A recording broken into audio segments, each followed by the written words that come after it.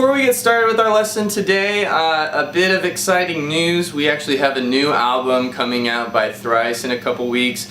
It's called Palms and it's coming out September 14th, so I hope you guys are all excited about that.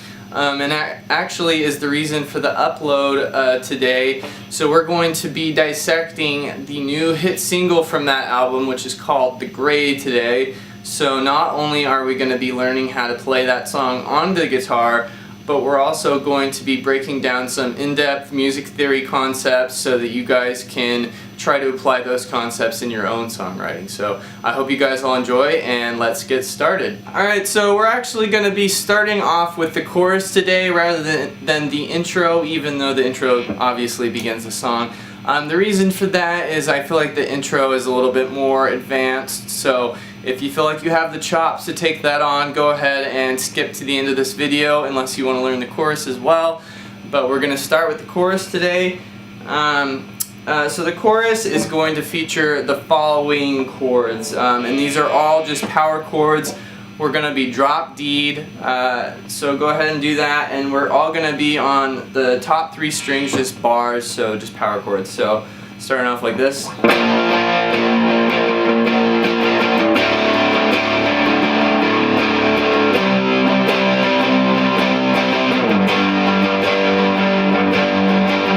So that's what the rhythm guitar player is doing. So if you want to look at those chords, it's going to be a B flat power chord followed by a D power chord, so just open. So we're on 8 and then 2, or sorry, not 2, 0, and then 10, so that's going to be your C, and then 5, which is going to be your G. Now if we want to take a look into the melody and stuff, I'm not going to go through the actual guitar riff, but I'm going to break down what's going on with the other notes music theory wise. So what we've really got going on here is with the rhythm guitar we start off with that B flat, but the notes kind of sound like it's a D minor. So really what we've got going on is a B flat major 7, which sounds incredibly complicated, but if you think about it, it's really just like what an F major 7 is if you're in the key of A minor. So it's a pretty plain chord, it just sounds fancy because it's a B flat. So B flat major 7 is going to be 8, 7, 6, 5, starting from the 4th string. And you're not literally going to play that when you play this song on guitar, but that's kind of the foundation of what they're doing. And then they move to a D minor after that, and that's reflected in the 3 open notes. So that's all a D power chord. So we've got these higher notes up here if you want to play the melody. So we're going from B flat major 7 to D minor, and then they go up to the 10th fret, and that's your C. And then we're going to go to the 5th fret, which is a G. And here's where it gets interesting, because you're going to be playing those power chords for the most part with it, unless you really want to be playing like those kind of chords, right? But those chords are, you know, what gives us hints about why the song is the way it is, because the last chord's the most important one because it's a G chord, right? So, but if you notice, we're actually in the key of F or D minor, whichever way you want to look at it. And a G chord's actually not in the key of F. It's not in the key of D minor. So it's this last chord in the progression is actually out of key, which is really interesting. So why does it sound okay? Well, if you look at the first chord, so we've got B flat major 7.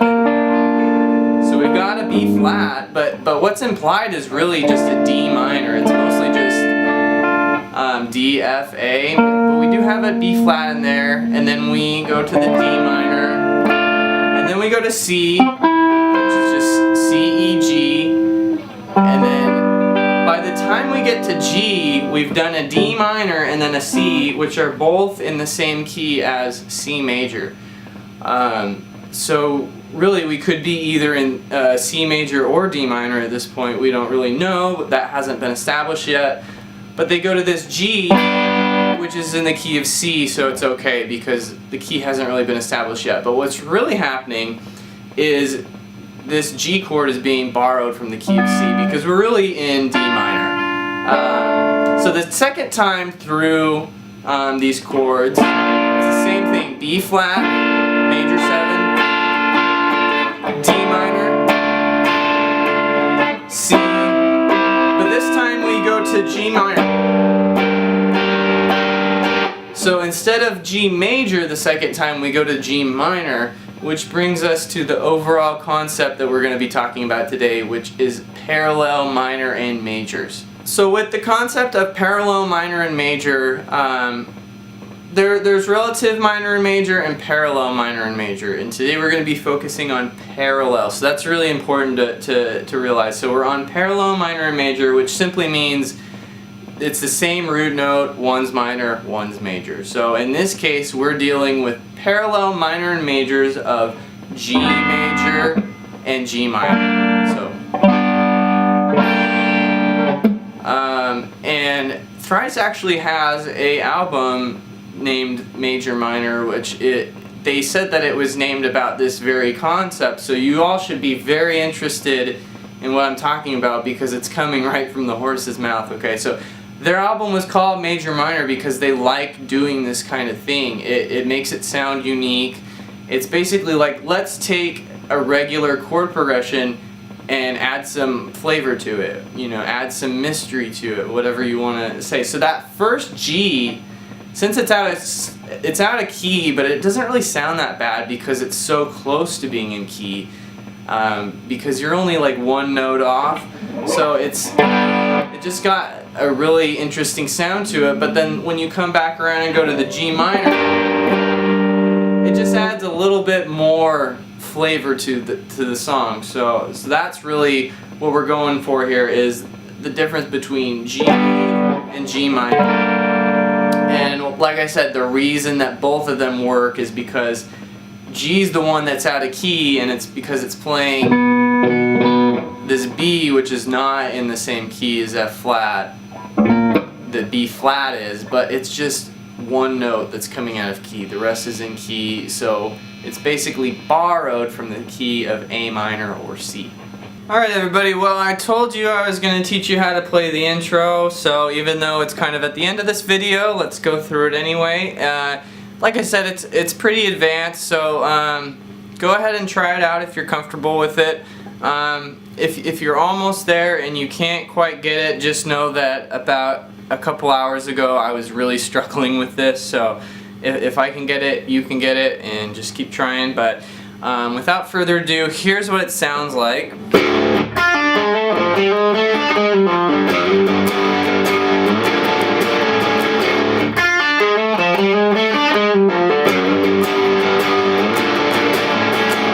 Okay, so a lot going on there. So first of all, make sure you're drop detuned. And that's what we're going to start off with, is just open top 3 power chord. And then mute them. And then we're going to do this fancy little lick where we're going to start off on the 2nd string with the pinky on 6. Pull off to 3. Then jump up to 4. Slide from 6 to 7. And then pull off to 3. Okay, so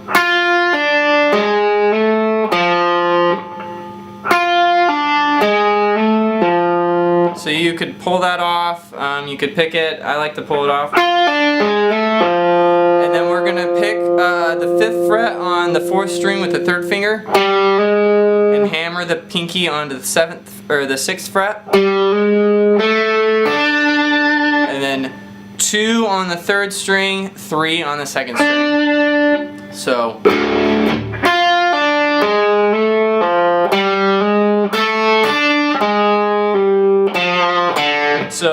the last part of the riff is just gonna all be on the 4th string, descending from 6 to 5 to 3 to 0. So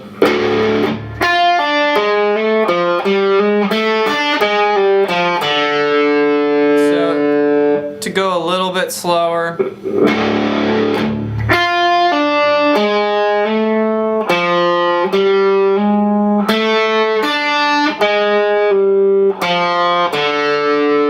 For those of you that are comfortable with it, this could actually involve a little bit of sweep picking if you want. Well, not really the standard sweep picking, but if you want to be a little bit more efficient, if you do the following. Starting from this note, I like to just keep a constant downward pressure until I'm ready to hit the string. You know, it can be a form of being lazy or efficient, however you want to look at it, but if you're not comfortable doing it, it's probably not too helpful. But that's the way I like to play it, is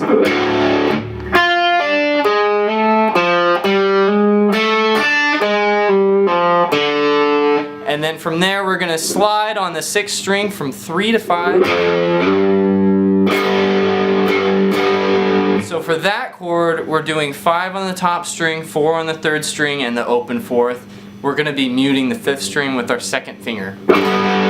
So, and then taking that same shape and just moving it up 3 frets and then down 1 fret. Okay? So if you think about, you know, this being in standard tuning, it's really like you got to move that finger up 2 frets to kind of visualize what these chords actually look like. So these are really kind of minor and major 7th chords, it would seem to me.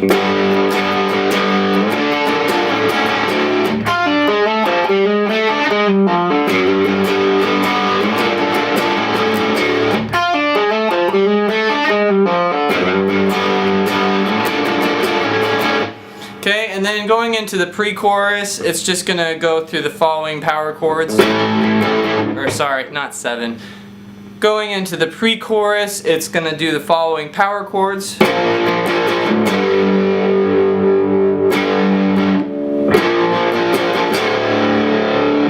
Alright, so going into the pre-chorus, it's going to do the following power chords.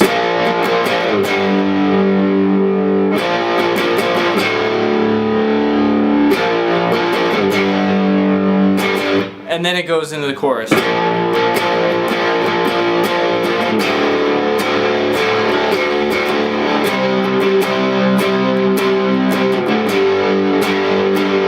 Remember that first time? That 5 power chord coincides with the G. Then the second time,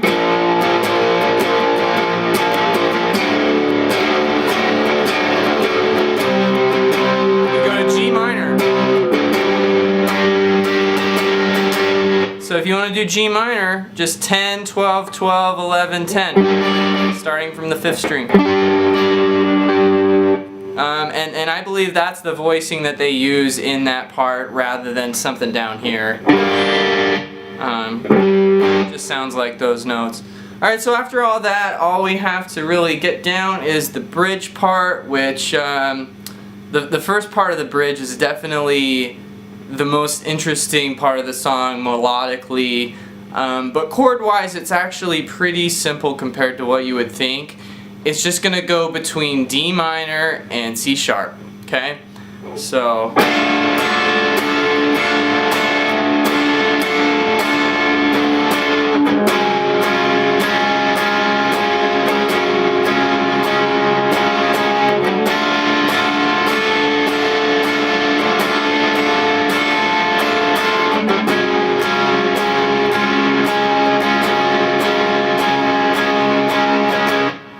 alright, so that's the first part of the bridge, just D minor and C sharp. So if you don't know, C sharp is just 4th fret and then on the 5th string, and then bar the 6th fret for the next 3 strings. So we've got, so those chords are definitely strange together, but it gives it a little unique flavor to this portion of the song. And then from there, we've got this little riff using those same chord shapes that we were using earlier.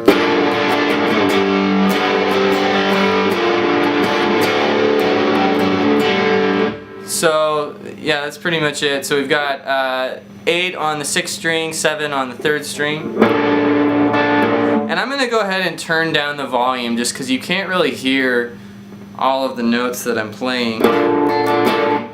If I turn my gain down, you can kind of get a better idea of what's going on. So we've got 8 and 7. So right there I'm just doing the 5th fret on the 6th string, but then I'm going to go ahead and add the 3rd fret on, or the 1st finger onto the 4th fret 3rd string. So what I'm doing there is I'm just doing a down strum and bending up with my 1st finger. And then I'm hitting it again a couple times and then bending it down and then pulling it off to open. So.